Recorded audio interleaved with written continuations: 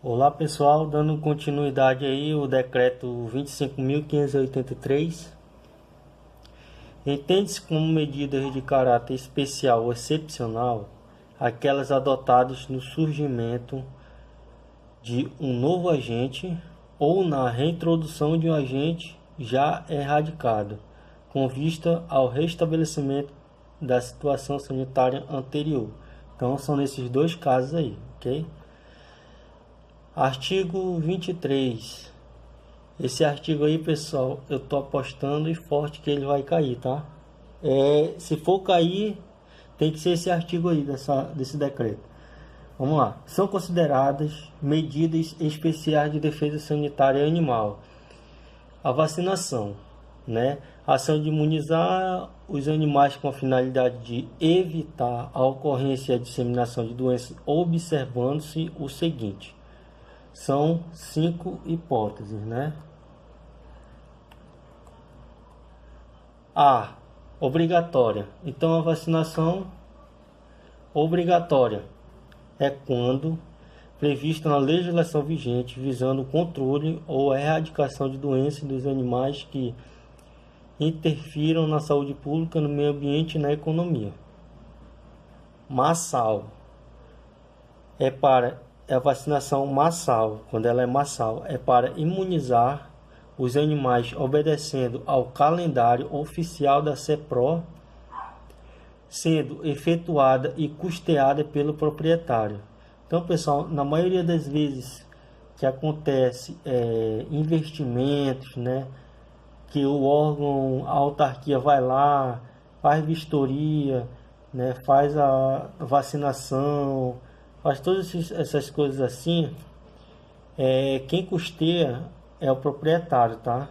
Principalmente se ele tiver em descumprimento com a legislação, como acontece muito, né? Que o proprietário deixa de medicar ou então algo assim, né? O órgão vai lá, medica tudinho, né? Além do proprietário ter que pagar, ele ainda pode responder ainda, tá? Por uma ação penal. Continuando, a ser focal, né? Vacinação focal. Ela é para imunizar os animais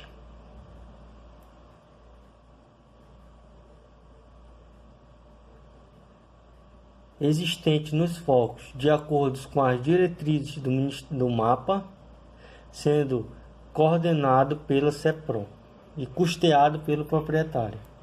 D. Perifocal. Para imunizar os animais em propriedades ou estabelecimentos circunvizinhos ao foco, cujos limites serão estabelecidos pelo órgão competente de defesa sanitária animal, levando em consideração fatores epidemiológicos e geográficos, com a finalidade de prevenir a disseminação de doenças, sendo coordenado pela CEPRO, quando sabe, e custeado pelo proprietário. Então, note toda vez no finalzinho, custeado pelo proprietário. Certo? A estratégia é para imunizar animais em propriedades ou estabelecimentos localizados em área de risco determinada pela CEPRO, quando é SAV, podendo ser efetuada pelo órgão ou pelo proprietário dos mesmos, mas custeada pelo último, no caso, proprietário. Então, essas daí são as 5, né? Você decore aí. Obrigatória, massal, focal, perifocal e estratégia. A desinfecção, como ela é feita? Ela é uma medida executada em animais, veículos, propriedades e estabelecimentos com ou sem doença. Certo, pessoal? Atenção aí, é com ou sem doença, tá? Então, independe. Ela tem que ser feita utilizando-se produtos químicos registrados no mapa. A desinfestação, que é quase a mesma palavrinha, mas tem diferença, tá? A medida ela é executada em animais e ambientes utilizando-se produtos químicos registrados no mapa. Quimioprofilaxia é um tratamento realizado para evitar doenças utilizando os produtos químicos registrados no mapa. Quimioterapia, tratamento realizado para combater doenças, utilizando-se produtos químicos registrados no mapa. Isso aí é só para complementar mesmo, a gente já viu anteriormente em outros vídeos, só para ajudar na fixação. Notificação é uma comunicação ao Serviço Oficial de Defesa Sanitária Animal pelo proprietário, por médicos veterinários oficiais e credenciados ou qualquer pessoa que tenha conhecimento da ocorrência e da suspeita de doenças, de notificação obrigatória dos animais. Então, a notificação ela é a comunicação, né? Quem pode fazer? Proprietário, os veterinários oficiais e credenciados e qualquer pessoa, certo? Visitação a propriedades, estabelecimentos afetados, vizinhos e relacionados ao foco. Realização de diagnóstico clínico da doença. Comunicação da ocorrência de doença.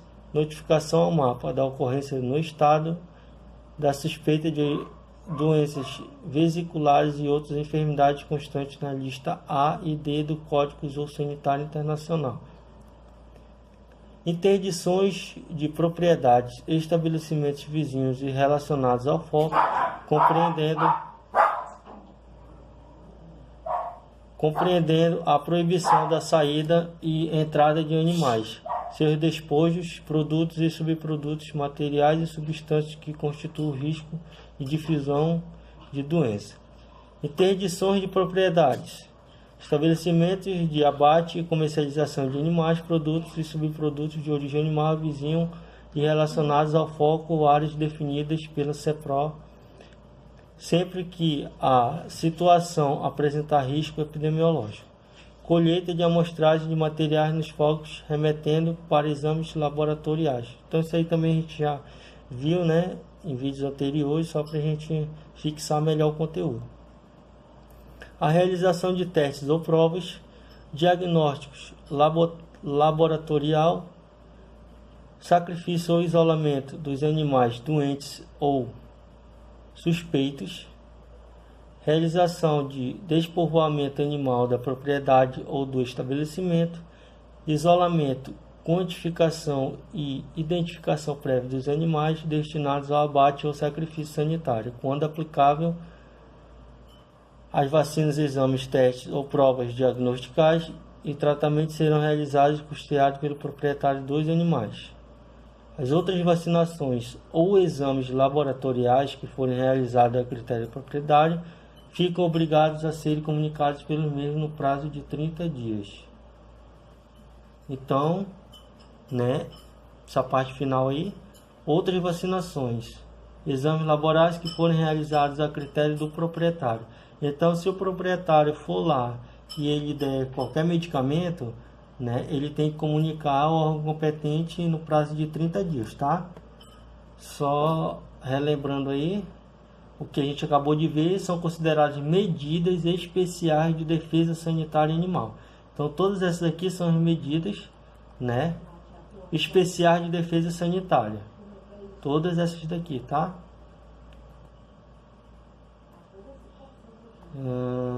24. Para efeito deste regulamento, são consideradas medidas de vigilância epidemiológica de ação profilática. O que é a profilática? Preventiva, tá, pessoal? Então, essas são as medidas de vigilância preventiva. Serviço de informação, cadastro de propriedades, estabelecimentos e transportadores, controle de trânsito de animais, as vacinações e os exames ou provas diagnosticais, fiscalização dos eventos agropecuários e outras aglomerações de animais, a notificação e o atendimento a focos, a interdição de áreas, estabelecimentos e propriedades, abate ou sacrifício sanitário. Para o cadastro de propriedade, tornam-se necessários os seguintes documentos. Então, quais são os documentos necessários, né, para o cadastro das propriedades? Ficha de cadastro da propriedade, RG, CPF, quando se tratar de pessoa física, CNPJ, quando se tratar de pessoa jurídica, né? Inscrição estadual também. Okay? Documento comprovando o sistema de parceria, meeiro, arrendatário ou acordo similar quando for o caso. Relação do rebanho animal existente na propriedade. Então isso aí, né, a relação de rebanho animal existente, isso aí sempre o proprietário dos animais eles tem que estar atualizando no órgão competente, tá? Se acontecer algum caso de fiscalização e os servidores forem lá e verificarem que o número de animais não é o que bate lá no cadastramento, isso aí ele pode ser autuado, ok? 3. Para o cadastro de estabelecimentos são empresas que realizarem eventos agropecuários. Então, essas são as empresas, né, que realizam esses eventos agropecuários. O que é preciso? O que eles têm que ter para efetuar o cadastro? Requerimento de vistoria e licença inicial devidamente preenchido e assinado. Né? Antes, alguns agentes vão lá vistoriar, verificar se está tudo em ordem e eles dão aquela autorização, chamada como licença inicial. Cadastro social registrado na junta comercial ou cartório civil.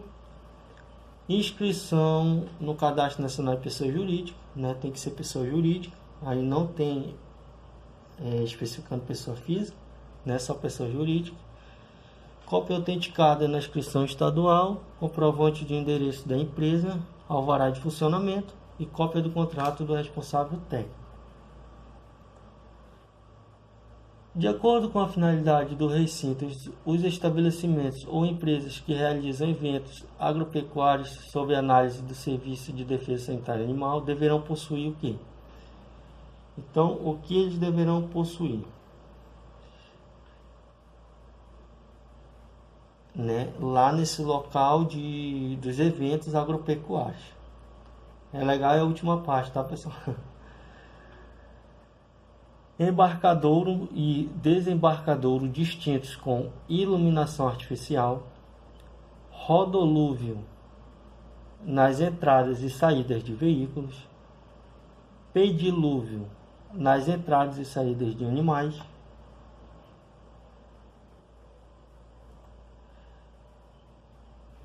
curral de espera com bebedouro e coxo, curral de isolamento com bebedouro e coxo, água potável para servir aos animais, tronco e seringa no local de desembarque, sala com banheiro anexo à estrutura de recepção para utilização exclusiva dos servidores da Secretaria Estadual de Produção Rural, SEPRO, e da Comissão Executiva de Defesa Sanitária Animal e Vegetal. Então, isso aqui, pessoal, são os requisitos mínimos, tá? Isso aqui é que é obrigatório ter. Se eles quiserem colocar mais coisas, eles podem colocar, tá? Mas isso aqui é o mínimo, ok?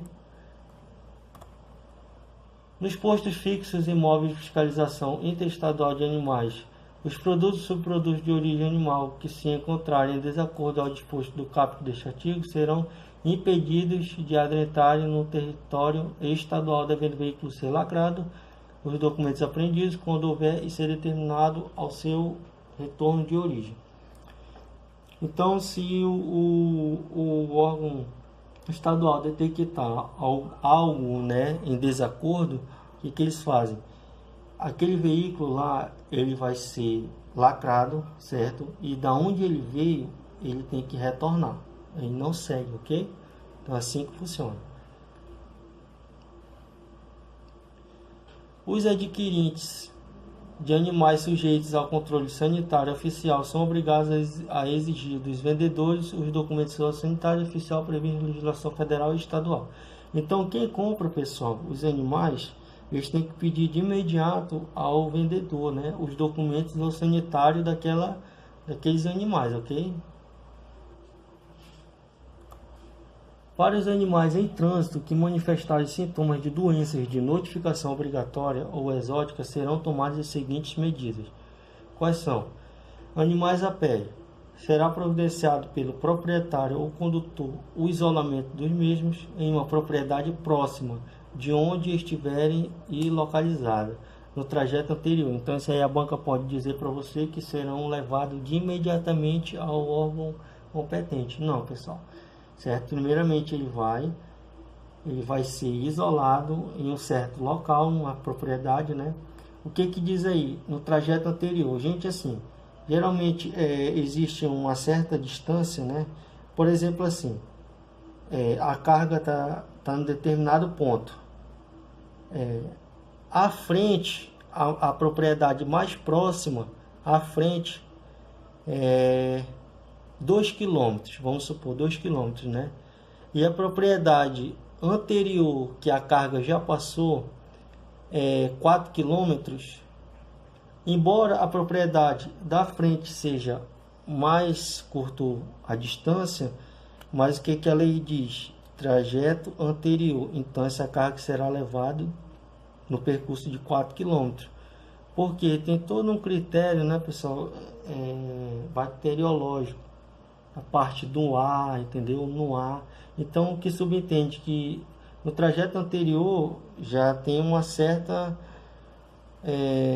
já passaram por lá, então não vai afetar tanto quanto pode afetar se eles continuarem, entendeu?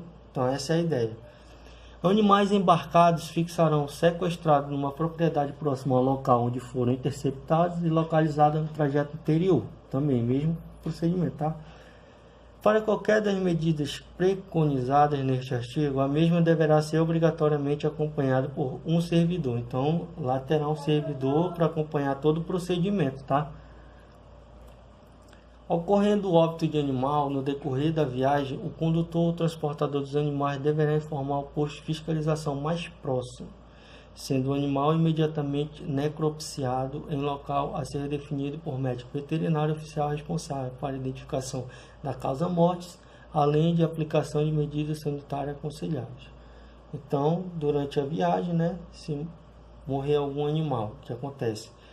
Tem que levar esse animal ao posto mais próximo, né? Lá o veterinário vai verificar qual foi o motivo da doença e qual é a forma que o animal vai ser despejado, ou então enterrado, algo assim. Não, ele vai ser necropsiado, ok, pessoal?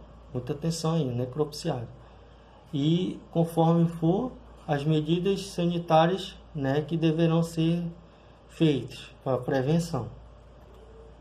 Valeu, pessoal, inscreva no canal, quem quiser compartilhar aí também. Obrigado aí, pessoal. E o decreto continua na próxima, tá? Ele é muito grande, ainda estou no 34 e são 60 e poucos artigos.